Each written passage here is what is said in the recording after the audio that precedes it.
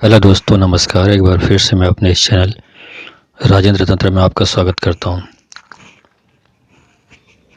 आज के वीडियो में मैं बताने जा रहा हूं आपको तांत्रिक शक्ति साबर मंत्रों से किस प्रकार प्राप्त करें। क्योंकि जो साधना करते हैं तो उनके पास जब तक एक शक्ति नहीं होगी, तांत्रिकी शक्ति नहीं होगी, तब तक उनके तांत्रिक कार्य सफल नहीं हो पाएंगे। तो एक प्रकार की अलौकिक शक्ति जब उनके पास होती है और उनके थ्रू वो तांत्रिक कार्य करते हैं तो उनमें उसको बहुत ज़्यादा सफलता मिलती है। बहुत सारे लोग परेशानी से जो प्रॉब्लम से दो चार हो रहे हैं वो लोग आते हैं उनके पास आते हैं और ठीक हो जाते हैं। तो इस तरह से उनकी पूरी लोगों की संख्या बढ़ती जाती है। उनके द्वार पे भीड़ मजमा लगने लगता है। लोग उनसे अपना परेशानी लेके आते हैं, वहाँ से अपनी परेशानी दूर करा के जाते हैं। तो इस तरह की शक्ति हनुमान जी की शक्ति है। उस शक्ति को प्राप्त करने की साधना वो भी साबर मंत्र के द्वारा आपको प्रदान करने जा रहा हूँ।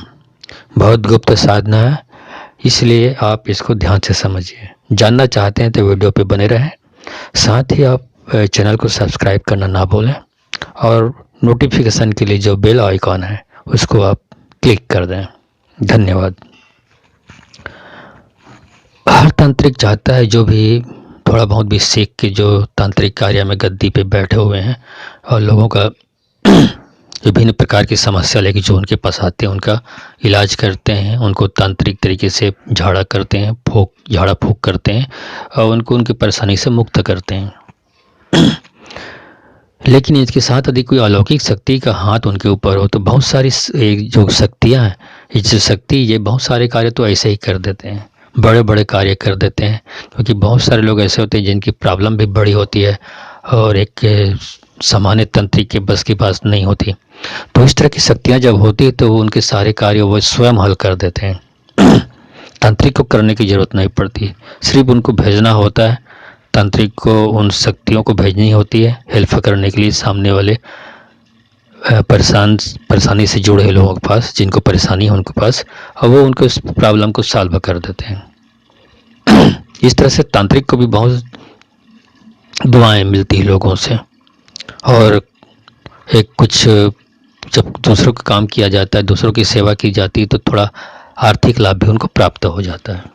थोड़ा क्या, बहुत ज़्यादा भी लाभ हो जाता है। तो आज इसी मंत्र के बारे में बता रहा हूँ आपको। इस मंत्र के लिए, साबर मंत्रों के बारे में मैंने कई वीडियो में बोला हुआ है कि इसको आपको कुछ नहीं करना है। इसको सिद्ध करने के लिए आपको सबसे पहले 1 महीने तक लगातार सोने से पहले 1 घंटा लगातार आपको दीपक जलाना है अपने सामने में, और उसमें नीम का तेल डालना है और उसमें 2 बाती रखनी है।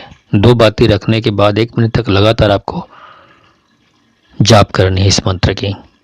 और 1 महीने होते होते तक उसमें जो पहली बाती को जला के रखना है, दूसरी बाती को खाली छोड़ देना है।